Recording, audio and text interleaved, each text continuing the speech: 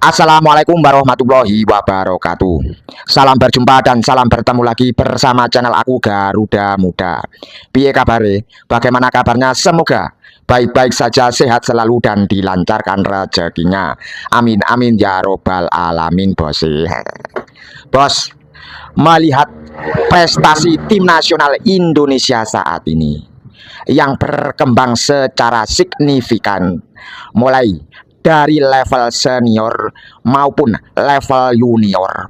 Tentunya ini adalah keberuntungan dan keberkahan yang nyata, bos. Ya. Tentunya, bos, kita sebagai penggemar sepak bola Indonesia sangat-sangat bangga sekali, bos. Keberuntungan ini, bos, belum tentu bisa didapat oleh negara-negara Asia lainnya, terutama ASEAN, bos.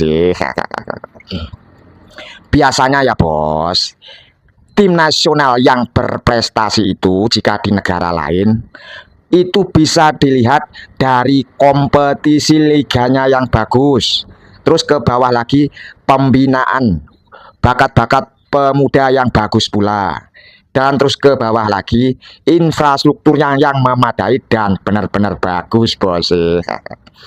Lain cerita dengan negara kita Indonesia di bidang sepak bola, bos. Tim nasional Indonesia sekarang prestasinya bagus, padahal kompetisi liganya sedang tidak baik-baik saja, bos. Berbagai polemik dan isu menyebar kemana-mana, dari wasit, dari pengaturan skor, dari klub-klub siluman, dari kerusuhan-kerusuhan supporter dan sebagainya. Pembinaannya pun, bos, di usia muda juga kurang mendapat dukungan dari tingkat daerah ke daerah yang lain. Mungkin sekarang ini pembinaan di usia muda hanyalah kompetisi Liga Suratin saja, bos. Dan, bos, yang terakhir adalah infrastruktur kurang memadai, bos. Kalau lapangan sih setiap daerah mempunyai, bos, tapi kurang ada dukungan dan kurang memadai, bos. Tentunya itu membutuhkan biaya yang sangat besar. Makanya tadi seperti ulasanku yang pertama, ini adalah keberuntungan, bos. Di saat kompetisi pembinaan infrastruktur yang tidak baik-baik saja, tapi timnas kita memperoleh prestasi yang sangat membanggakan. Lu kok bisa, bos? Karena, bos, PSSI mempunyai inisiatif merekrut pemain-pemain diaspora atau keturunan yang berkompetisi di Liga Eropa sana, bos. Dan, bos, pemain-pemain itu secara tulus dan secara sukarela ingin kembali ke pangkuan Ibu Pertiwi untuk membela Garuda Indonesia, bos. Sehingga prestasi kita mulai berkembang pesat, bos, secara keseluruhan di timnasnya saja.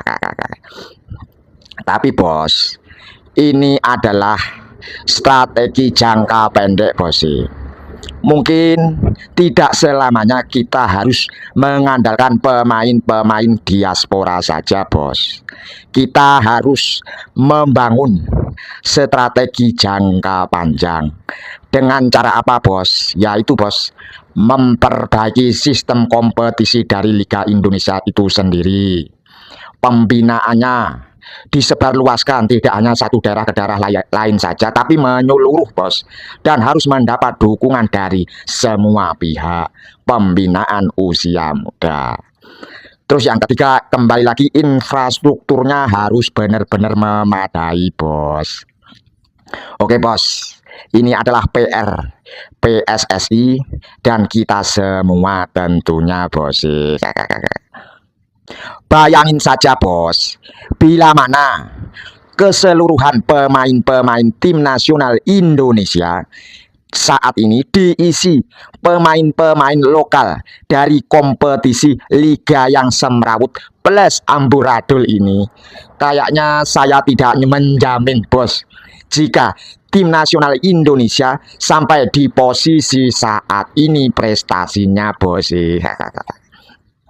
Oke, bos, ini semua bukan hanya tanggung jawab PSSI saja, bos, melainkan tanggung jawab kita semua sebagai supporter, penggemar maupun pengamat sepak bola. Lu kok bisa, bos? Supporter kok bisa ikut bertanggung jawab? Ya iyalah, bos. Sering terjadi kerusuhan di persepak bolaan Indonesia sehingga merugikan tim nasional Indonesia sendiri, bos. Yang endingnya dihukum FIFA, disanksi FIFA seperti saat-saat melawan Bahrain tidak jauh-jauh yang lalu, bos. Oke, bos, apapun itu kita doakan saja semoga kompetisi pembinaan infrastruktur di Indonesia ini untuk kedepannya semakin mantap, bos, sehingga menelurkan bakat-bakat muda yang terbaik. Oke, bos, salam berjumpa lagi, salam bertemu lagi, dan salam olahraga mantap.